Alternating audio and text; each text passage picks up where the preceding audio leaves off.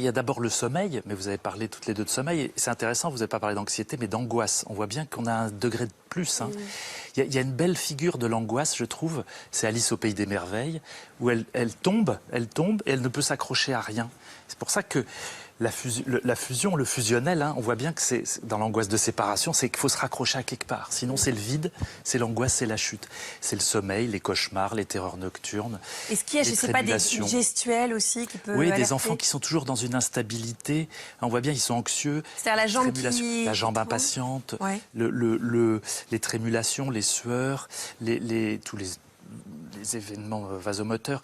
En préparation, vous parliez aussi de la petite fille qui fait comme ça avec ses cheveux. C'est ça, ce qui s'appelle la trichotillomanie, ou alors l'onychophagie, ça veut dire simplement se ronger les ongles. Oui. C'est un peu plus grand. L'instabilité, d'être partout et d'être nulle part, le besoin d'être rassuré tout le temps.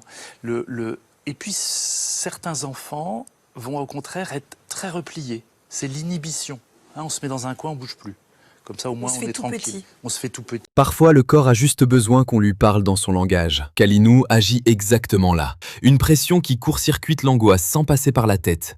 Et qui dit au corps ce qu'aucun spécialiste ne peut forcer. Tu peux lâcher prise maintenant. Parlez au corps de votre enfant avec evoluchild.com.